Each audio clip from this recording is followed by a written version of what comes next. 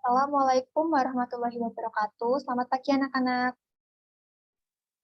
Waalaikumsalam Waalaikumsalam warahmatullahi wabarakatuh. Selamat pagi, Bu.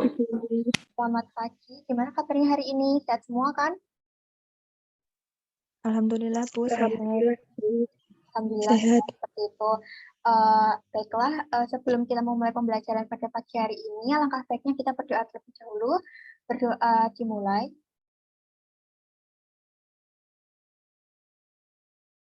Doa cukup.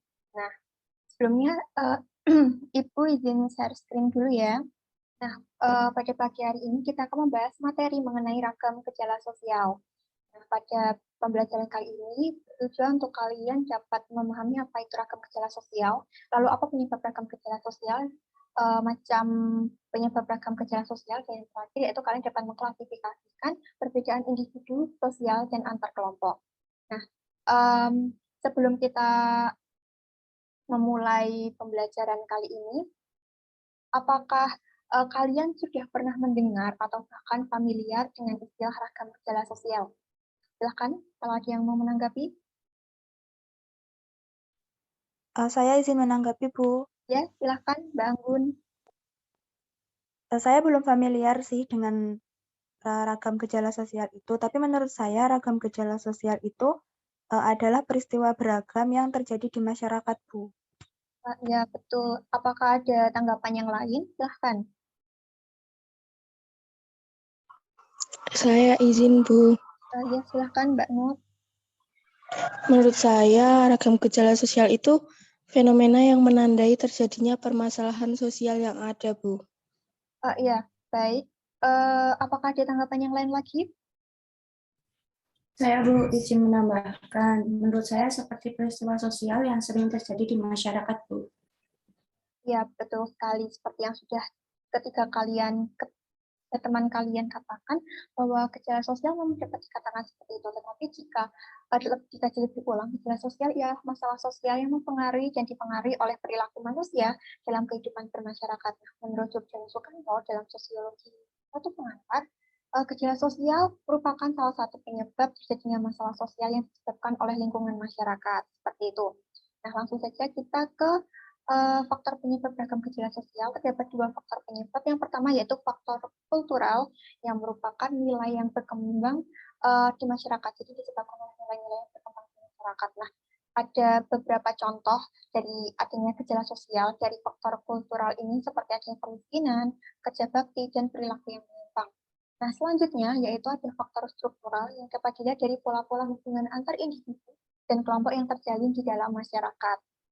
Nah, contohnya yaitu seperti gambar tersebut. Adakah yang bisa menjelaskan ini tuh gambar apa sih dan dapat menjelaskan gambar ini menjelaskan tentang apa? Silahkan. Bu, saya izin berpendapat, Bu. Ya, silahkan Mbak Nur.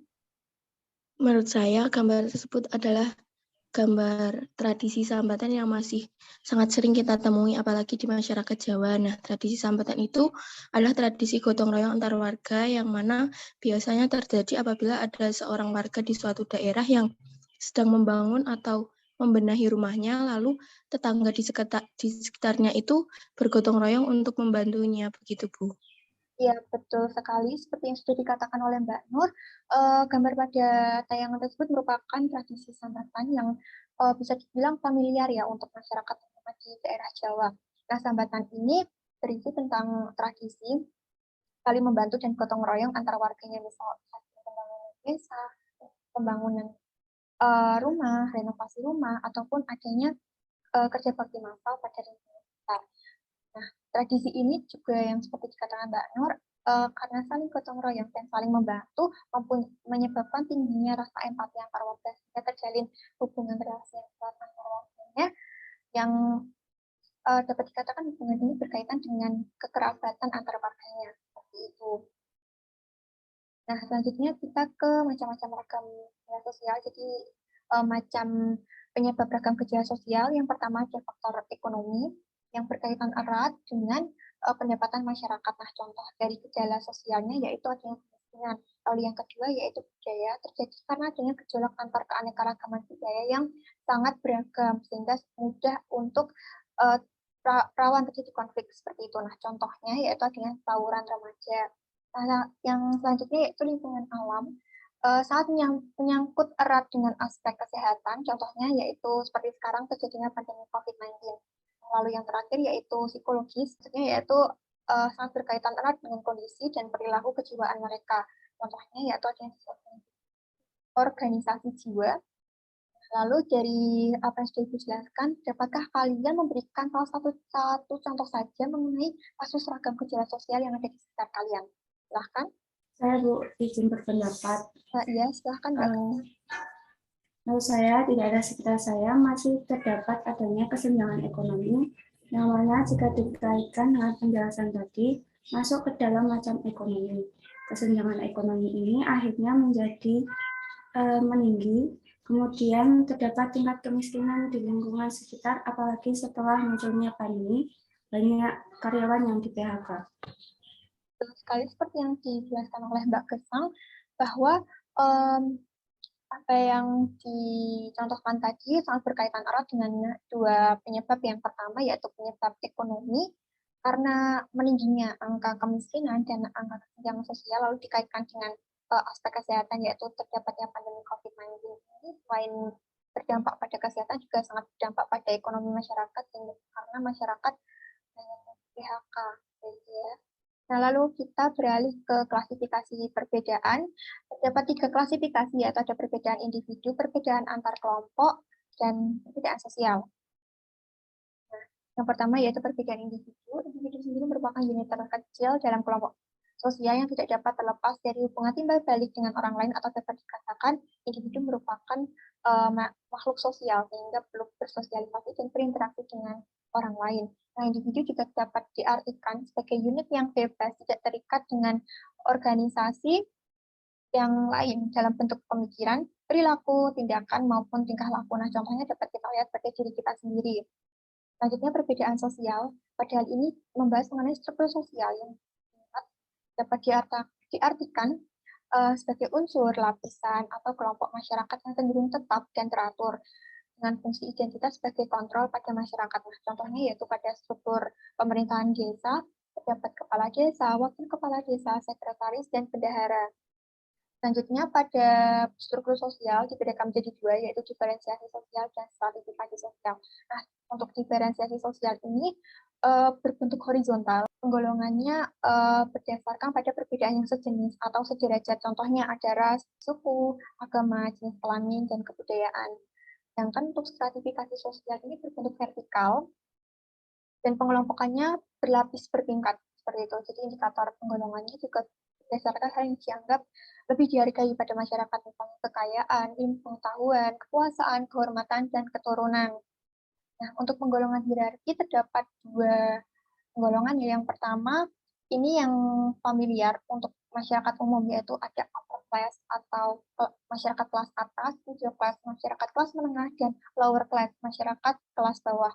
Sedangkan untuk sebelah kanan merupakan penggolongan pada sistem kasta. Di Indonesia kita lihat pada masyarakat Bali, sedangkan untuk penduduk berasal dari India pada masyarakat Hindu. Nah, terdapat 4 lapisan. Yang pertama ada Brahmana, yang kedua Ksatria, yang ketiga Waisya, dan yang keempat Sudra. Yaitu. Nah, lalu untuk bentuk stratifikasi ini digolongkan menjadi 3, yaitu stratifikasi tertutup. Merupakan stratifikasi yang bersifat sangat membatasi individu, jadi sejak dia lahir sudah ditentukan dan sangat minim kemungkinannya untuk mereka dapat pindah kasta. Contohnya dengan sistem kasta tersebut. Sedangkan untuk stratifikasi terbuka, sifatnya sangat terbuka untuk semua masyarakat supaya mereka dapat berpindah status sosial baik naik maupun turun. Nah, untuk yang stratifikasi campuran, ini merupakan campuran antara stratifikasi terbuka dan stratifikasi tertutup. Biasanya terjadi ketika masyarakat dari kelompok stratifikasi tertutup pindah ke kelompok masyarakat yang stratifikasinya terbuka. Seperti itu. Nah, selanjutnya yaitu perbedaan antar kelompok. Terdapat hubungan antar kelompok pada diferensiasi sosial yang sama pada mata hukum dan normatif, tetapi antar keduanya dari segi kekuasaan dan ekonomi akan menjadi tidak seimbang. Biasanya akan terjadi ketimpangan sosial antar kelas. Contohnya, adanya dominasi kaum borjuis kepada kaum proletar, ataupun adanya perbedaan privilege yang sangat tinggi antara kaum Brahmana dengan kaum kasta Sudra, seperti itu. Nah, selanjutnya Ibu akan menayangkan video mengenai stratifikasi sosial, kalian bisa menyimaknya. Kasta. Terdapat 4 kategori utama atau warnas dalam sistem kasta, iaitu Brahmans, Ksatria, Vaishya dan Sudra. Banyak yang percaya bahawa golongan tersebut berasal dari Brahma, iaitu dewa pencipta Hindu. Setiap individu mempunyai nilai kepentingan berbeza mengikut kasta yang menentukan pekerjaan dan seterusnya akan menjalani kehidupan dunia untuk mencari kekayaan, kuasa dan keistimewaan seperti yang telah ditentukan mengikut kasta tertentu sahaja. Tanggungjawab untuk memimpin hanya dibolehkan oleh kasta yang dominan, iaitu 2 kasta di atas dianggap lebih hebat dari 2 kasta di bawah. Di puncak hierarki adalah para Brahmans yang dianggap sebagai guru ilmuwan dan pemikir intelektual yang diyakini berasal dari kepala Brahma. Kemudiannya ialah para Ksatria atau pejuang dan pemerintah yang berasal dari bahagian tangan Brahma. Tingkat ketiga Vaishya terdiri dari para pedagang, pengusaha, penternak dan petani. Seterusnya adalah Sudra yang berasal dari kaki Brahma dan melakukan semua pekerjaan kasar seperti buruh. Keempat-empat kasta ini harus bekerjasama, saling bantu-membantu sesuai dengan pekerjaan masing-masing untuk kesejahteraan masyarakat dan negara. Individu dari golongan kasta berlainan dianggap tidak setaraf. Sebagai contoh, dilarang untuk berkahwin. Di samping itu, di luar kasta ini terdapat satu lagi golongan yang dinamakan sebagai Dalits, yang bermaksud yang tertindas, membentuk golongan paling bawah yang tidak boleh disentuh oleh kasta lain. Kebanyakan mereka asalnya hanya petani dan buruh yang tidak mempunyai tanah sendiri. Dari 1.4 bilion penduduk India, kira-kira 16% atau 200 juta orang adalah dari Dalit. Golongan ini hanya layak melakukan kerja yang dianggap kotor dan akan mencemarkan kasta yang lain jika disentuh. Tadi sudah kita saksikan tayangan mengenai bagaimana sistem kasta berfungsi ya. Nah, dari tayangan tersebut adakah yang ingin memberikan tanggapan tentang apa saja yang kalian dapatkan dari video tersebut? Silahkan. Saya Bu izin berpendapat. Ya, silahkan Mbak Anggun. Menurut saya setelah saya melihat tayangan tersebut, saya jadi lebih paham bahwa ada batas yang tebal antara kasta dari Brahmana hingga kasta Sudra. Kasta mereka merupakan masuk ke dalam sistem kasta tertutup yang menjadikan setiap individu itu akan sangat sulit untuk berpindah kasta karena sedari lahir kasta tersebut sudah ditetapkan, Bu. Betul sekali yang dikatakan Mbak Anggun bahwa seperti yang dijelaskan oleh teman kalian Mbak Anggun, adanya sistem kasta pada masyarakat Hindu ini dapat dikatakan sangat keras terhadap perbedaan dari antar kastanya. Juga sudah ditetapkan dari mereka lahir dan sangat minim kemungkinan untuk mereka dapat berpindah kasta seperti itu. Nah, karena hal inilah juga para kasta atas akan memiliki lebih daripada mereka yang kasta di bawahnya. Apalagi jika dibandingkan antara kasta Brahmana dengan kasta Sudra. Lalu kasta bawah, terutama kasta Sudra juga mereka karena memiliki privilege yang minim, mereka juga banyak yang hidup di bawah garis kemiskinan. Seperti itu. Nah, dari materi kita hari ini, kita sudah membahas mulai dari pengertian ragam gejala sosial, lalu faktor ragam gejala sosial, macam ragam gejala sosial, dan juga adanya pengklasifikasian perbedaan. Nah, adakah yang ingin kalian tanyakan?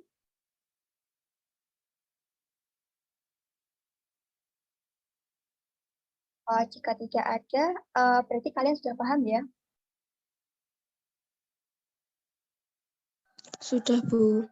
Baik, jika sudah paham, karena waktunya juga habis, saya akan akhiri kelas pada hari ini. Terima kasih bagi teman-teman yang sudah berpartisipasi.